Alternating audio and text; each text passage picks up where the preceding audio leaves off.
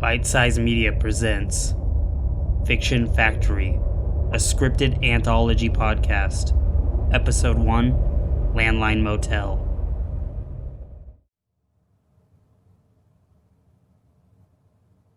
The long curly cord of the pale white phone hung off the nightstand. It swung back and forth as Susan paced around her room at the off-ramp motel. An unusual number of wild Mustang paintings in glass frames crowded the walls. A dry cactus in a clay pot hung from the ceiling. She sat down on the crusty comforter, stretched out her lanky legs, placed her clammy hand on the phone. She didn't pick it up. She just rested her hand there, leaving no chance of missing a call.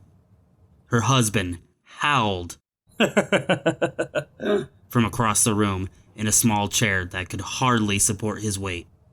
The reflection of a generic sitcom bounced off the glass-framed oil paintings.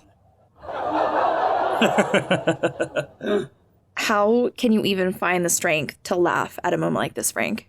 What else can I do? Maybe show some emotion. Or have you forgotten that our daughter is still missing? Of course not, Susan. But the investigator said to stay here and wait for his call. Well, I'm sick of waiting. We need to go out there and find her. I think we need to manage our expectations a little. What are you even saying? It's just that this is the only lead in 5 months since she went missing. Frank, if that's how you feel, then why did we drive all the way across the country? Or do you just love the Arizona heat that much? That's not fair. A pounding came from the door that paralyzed Susan. She buried her face deep into her shirt. It was the last one covered in Chloe's scent.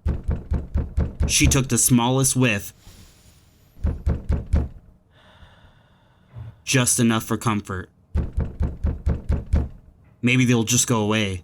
Then she wouldn't have to face whatever cruel reality was waiting on the other side of the door. But the pounding continued. I'll get that.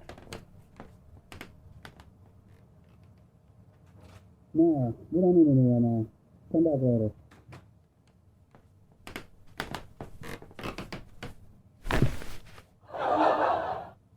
Hello? What? Who was at the door? Oh yeah, it was just housekeeping. I told him to come back later. Susan lifted her hand off the phone, grabbed a hotel pillow, and pressed it against her face. Maybe if she held it there long enough, it would cause her to pass out. Then all of her anxiety would go away. She could be just like Frank was, watching that stupid TV show. She didn't pass out. Her anxiety didn't fade away. Instead, her body vibrated, causing the bed to shake. The paintings of horses fell off the walls. Their cheap frames shattered on the floor. The phone bounced off the nightstand. Susan snapped out of her panic attack and lunged towards the phone. Susan, are you okay? No, I'm not. I'm going to find her. But we don't even know the area. I don't care. Fine. Let me find my keys. Frank fumbled for his keys on the table. It was cluttered with a week's worth of takeout containers. Susan felt anxiety creep back down her spine. Watch out! She pushed him aside. She threw all the containers onto the floor. Then, during the storm of leftovers, she noticed the keys had been next to the phone. Her anxiety pushed her towards them. Before she could make it halfway,